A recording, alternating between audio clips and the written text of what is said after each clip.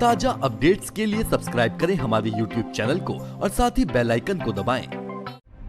श्रमिकों के आंसू हैं जो थमने का नाम नहीं ले रहे हैं। देश के अलग अलग राज्यों में मजदूरों का बुरा हाल है। इनका हाल तो ये है कि लोग ना तो घर के रहे न घाट के। बावजूद भी केंद्र सरकार है कि श्रमिकों की बदहाली पर चिंतन व मंथन करने की जरूरत महसूस नहीं कर रही है, परंतु केंद्र सरकार जुमलेवादी घोषणा करते हुए खुद ही अपनी सरकार की वाहवाही बटोरती नजर आ रही है। लेकिन उससे भी हैरानी की बात तो ये है कि जिस प्रकार से श्रमिकों की बदहाली व बेबसी की फुटेज व वीडियो वायरल हो रहे हैं, जिसे देखकर लोगों की रूह कांप उठती है। लेकिन देश के अलग अलग जगहों से बदहाली की आने वाली वीडियो मानो कि सरकार तक नहीं पहुंच रही हो, या फिर यूं कहें कि केंद्र सरकार मजदूरों की ये बदहाली देखकर भी अनदेखा करती नजर आ रही है।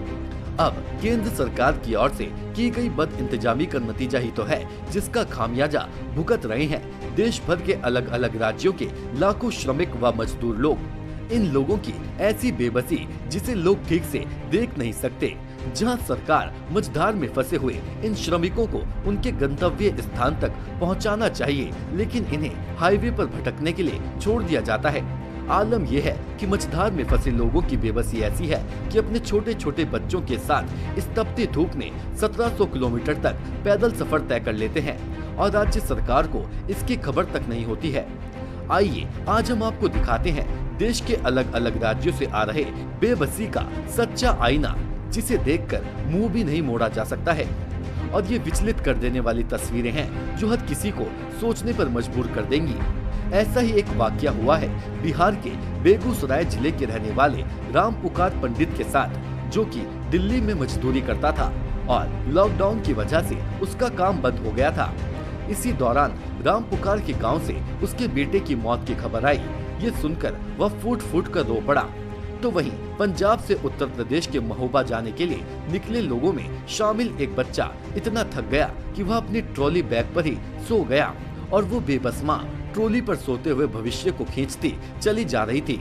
ऐसा ही एक दृश्य सामने आया है हैदराबाद में काम करने वाले एक मजदूर का, जो हाथ से बनी गाड़ी में अपनी प्रेग्नेंट पत्नी और बच्चों को लेकर खींचता हुआ नजर आ रहा है। रिपोर्ट्स हैं कि इस व्यक्ति ने कई किलोमीटर तक ये गाड़ी हाथ से खींची है।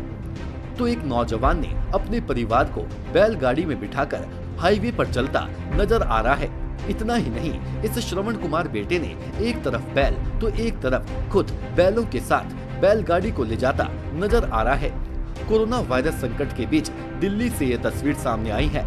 इस हाल में एक बुजुर्ग शख्स सोता हुआ दिखाई दिया है।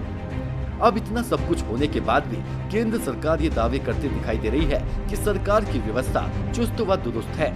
श्रमिक मंत्री केंद्र सरकार से सवाल पूछना चाहता है कि क्या यही है केंद्र सरकार की ओर से की गई पहल व सबका साथ और सबका विकास कहे जाने वाले जुमलों के दावे।